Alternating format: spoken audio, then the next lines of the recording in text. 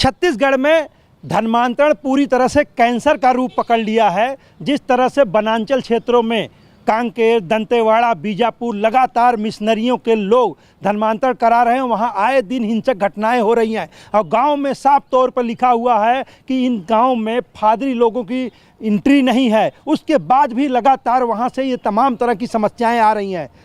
Missionary समाज और ईसाई समाज से हमारे साथ क्लाडियस जी हैं, आइए इन्हीं से बात करते हैं कि आखिर ये जो घटनाएं आ रही क्यों आ रही हैं, किस तरह की घटनाएं हैं। ये जो हिंसक घटनाएं आ रही हैं, वहाँ से धर्मांतरण की खबरें आ रही हैं। देखिए, धर्मांतरण की खबरें जो आ रही हैं वैसा नहीं है। उसमें जिन लोगों ने प्रभु यीशु मसीह को विधिवत ढंग से अपना उद्धारकर्ता स्वीकार कर लिया है, जो लोग ने फॉलोअर्स हो गए हैं, जो लोग, उन लोगों को अब गांव में रहने नहीं दिया जा रहा है। इस बारिश के मौसम में भी उनके घरों को उजाड़ दिया जा रहा है।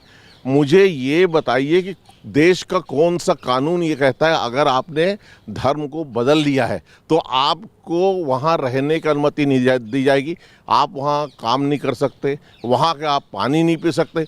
जो हो रहा है ये कांकेर, या जो आपने बोला दंतेवाड़ा, कहीं पर भी हो रहा है, ये जो हिंसक घटनाएं हो रही है, तो क्या ये ईसाई समाज हिंसक घटनाएं कर रहा है?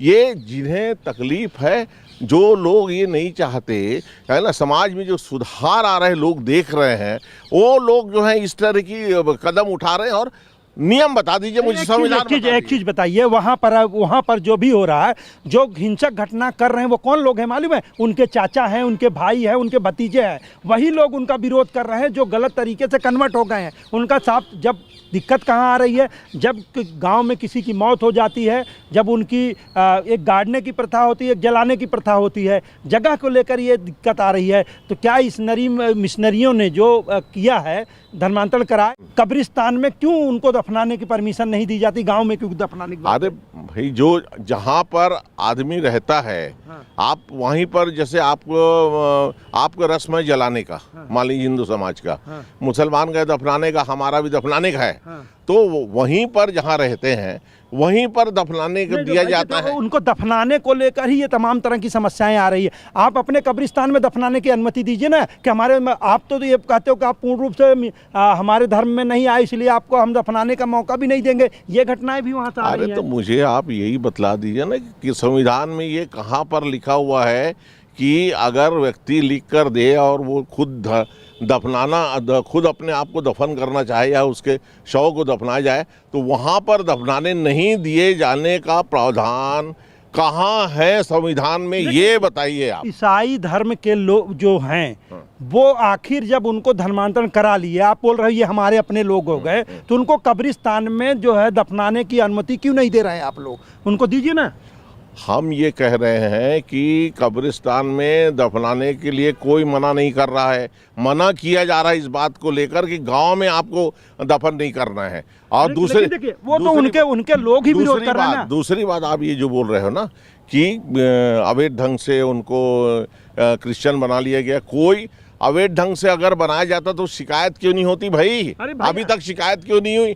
1968 में नियम बना है, झगड़े हो रहे हैं इसीलिए तो हो रहे हैं, वो शिकायत ही तो है, उसको क्या मानते हो? वो ये शिकायत नहीं है, ये जलन है। ये जो है ना आपस में, आप जो है हमारे आदिवासी भाइयों को आप जो है उनको बरगला रहे हैं, आप उनको दूसरे समाज में लेके आ रहे हैं, उसका विरोध उन्हीं के लोग कर रहे हैं। कोई रायपुर का आदमी जाकर वहाँ विरोध नहीं कर रहा है, उन्हीं आदिवासी समाज के लोग ही उसका विरोध कर रहे हैं। ये जागरूक लोग क्यों नहीं उनको धर्म परिवर्तन से पहले क्यों उनके पास नहीं जाते, क्यों नहीं उनको समझाते हैं? अच्छा, मतलब आप मौका देख रहे हो, आप शिकारी की तरह घूम रहे हो कि जो ऐसे लोग हैं उनको कन्वर्ट कर देंगे। हम शिकारी की तरह नहीं है, हम तो अपना प्रार्थना दुआ करते हैं और लोग आते हैं हमारे पास, उनके लिए हम करते हैं, चूंकि वो विभिन्न तरह की परेशानियों से गुजर कर आते हैं, उन्हें यहाँ पर राहत मिलती, प्रेम मिलता है। चलिए बताइए क्या राहत मिलती है? बीमारी से कितने आप, अच्छा, मतलब आपके उसमें सीधा डॉक्टर बन गए हैं, मतलब हॉस्पिटल में काम नहीं होगा, मतलब दुआ से काम हो जा रहा है। देखिए, आप ये बात आप मुझसे पूछ रहे हैं, ये बात जो कन्वर्ट हुआ है, आप उनसे जाकर पूछिए कि भाई आपको क्या राहत मिली है। और आप धन का लालच दे रहे हैं उनको, नौकरी का लालच दे रहे हैं, धन का लालच दे रहे हैं, तमाम चीज़ों को, लाइफ स्टाइल की लालच दे रहे हैं आप, इसीलिए लोगों को बरकला रहे हैं। अरे हम अगर ये लालच दे रहे हैं तो जाए ना, पुलिस के पास जाए, राजस्व के पास जाए, प्रशासन के पास जाए और जाकर शिकायत करे कि साहब ये मुझे धर्मांतरण करने के लिए मुझे लालच दे रहे हैं, तो फिर कार्रवाई होगी। कोई बोल ही नहीं रहा है, ये आप बोल रहे हो। मैं भोले भाले आदिवासी लोग हैं, वो तो विरोध कर रहे हैं, इसीलिए तो बोल रहे हैं कि फादरी लोगों की एंट्री गांव में नहीं है, उसका भी विरोध कर रहे हैं। वो कहाँ है नियम में? नियम में नहीं है तो गांव में क्यों जाओगे भाई? आप नोट करने जाओगे क्यों? एक दूसरे के सुख दुख में शामिल होने से कोई नहीं रोक सकता। आप जो है, और अगर हमारी बातों को, प्रभु यीशु मसीह की बातों को, बाइबल की बातों को लोग सुनना चाहते हैं, हमको सुनाने में उसमें कोई तकलीफ नहीं। अगर उन्हें राहत मिलती है, उन्हें अच्छा लगता है, तो आप और मैं कौन होते हैं उनको रोकने वाले? अच्छा होता तो आदिवासी लोग क्यों विरोध करते? इतनी मारपीट क्यों होती वहाँ पर? अगर इतना ही अच्छा होता तो सभी लोग हो जाते। क्यों मारपीट हो रही, क्यों झगड़ा हो रहा है वहाँ पर? मारपीट झगड़ा जो धर्मांतरित हुआ है वो नहीं कर रहा है। हाँ, कौन कर रहा है?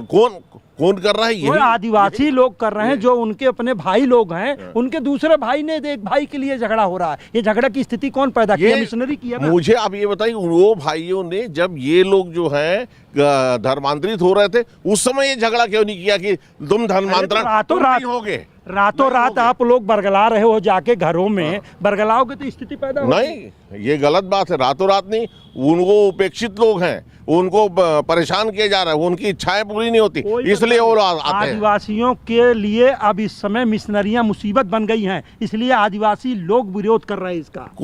कोई मुसीबत नहीं बना है। आपको बता दूं, शिक्षा की जहाँ तक बात है, जहाँ तक स्वास्थ्य की बात है, ये मसीह लोगों ने अंदर जाकर जो सेवाएं दी है, समझे ना? दी है, कन्वर्ट कर रहे हैं जी ने। फिर वही कन्वर्ट कोई नहीं होता। सुन लीजिए आप, ये हमारी सेवाओं का फल होता है कि जो आप उनके नाम कन्वर्ट इतना कराते तो उनका सरनेम भी चेंज करवा दीजिए ना। काहे नहीं चेंज करवाते हैं? सरनेम चेंज कर आपका नाम क्या है? आपका नाम क्या है? मेरा नाम जसवंत क्लॉडियस है। आपने अपना नाम क्लॉडियस चेंज किया। आपके नाम से मैं समझ गया कि आप ईसाई समझाते हैं। अब वो एक रामलाल जो है, रामलाल यादव, उसका नाम भी कुछ चेंज करवा दिया। मैंने चेंज नहीं किया, ये मेरे दादा का नाम है क्लॉडियस। ठीक है, तो आपके दादाजी बहुत होशियार थे, समझते थे कि किसी चीज की दिक्कत ना हो, उन्होंने कन्वर्ट किया तो कर लिया। लेकिन रामलाल के लिए भी करिए ना, रामलाल के लिए तो मुसीबत बन गई है। कोई धर्मांतरण करने के बाद ऐसा कहाँ लिखा है मेरे को ये बताइए कि वो सरनेम चेंज कर लेना है? क्यों चेंज करेगा कोई सरनेम अपने नाम को? सरनेम चेंज नहीं करोगे तो आप सारे फायदा ले रहे हो। जो हिंदुओं का जो फायदा है आप वो ले रहे हो, जो ईसाई बन के ईसाइयों के शब्द। आप सुन लीजिए, आदिवासियों को पूरा अधिकार है, ये संविधान में प्रावधान है। अगर वो ईसाई बन जाते हैं धर्म परिवर्तन करके, अनुसूचित जनजाति का आदमी, तो वो पूरे सुविधा वो ले सकता है ईसाई बनने के बावजूद भी। यही तो इसीलिए तो डीलिस्टिंग आई थी कि भैया ये सुविधा नहीं मिलेगी। आप लोग उसके लिए भी विरोध कर रहे हैं, डीलिस्टिंग की भी। तो डीलिस्टिंग का इसलिए हम विरोध नहीं कर रहे हैं भाई, हम तो बोल रहे हैं कि चेंज कराओ ना आप भाई संविधान में। इसको आप जो है प्रावधान जो अभी है उसको चेंज कराओ। ना माने फिर ईसाई समाज, तब आप बोलना। देखिए, ये आपको बता दें कि जिस तरह से बीजापुर, नारायणपुर, दंतेवाड़ा जो दूरस्थ जंगली एरिया है, जहां पर जिस तरह से मिशनरियों द्वारा लगातार धर्मांतरण किया जा रहा है, उसको लेकर तमाम तरह के दंगे की स्थिति हो जा रही है। लेकिन सरकार को इन तमाम चीज़ों पर ध्यान देना चाहिए। हमारे साथ ईसाई समुदाय से क्लॉडियस जी थे, जसवंत क्लॉडियस जी। इन्होंने साफ तौर पर कहा कि इस पर सरकार को भी ध्यान देना चाहिए, अगर ऐसा हो रहा है तो गलत है। श्री प्रकाश तिवारी।